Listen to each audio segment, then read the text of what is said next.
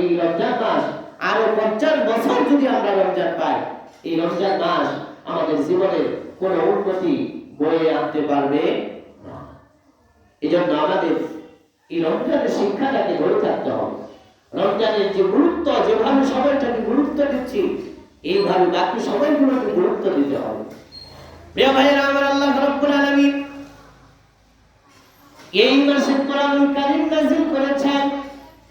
আল্লাহ রাব্বুল আলামিন বলেন, শাহরু রমাদানাল্লাযী উনজিলা ফীহিল কুরআন। এই রমজান মাসে কোরআনুল কারীম নাযিল করেছি, হুদাল লিন-নাস ওয়া বায়্যিনাতিন মিনাল হুদা, তামাম পৃথিবীর মানুষের হেদায়েতের জন্য আমি আল্লাহ রাব্বুল আলামিন কোরআনুল কারীম নাযিল করেছি।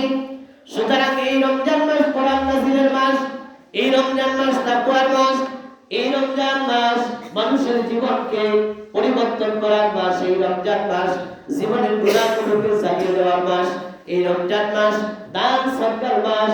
আপনি যদি অন্য মাসে 70 টাকা দান করেন, যে পরিমাণ সওয়াব হবে, রমজান মাসে 1 টাকা দান করলে আল্লাহ রাব্বুল আলামিন ওই 70 টাকা দান করার পরিমাণ সওয়াব বান্দার আমলনামায় দিয়ে দেবেন। সুবহানাল্লাহ। এই মাসে কোরআন নাযিল হয়েছে জাতি মুসলমানদের খাদ্য হিসেবে, ইমানের আত্মার খোরাক হিসেবে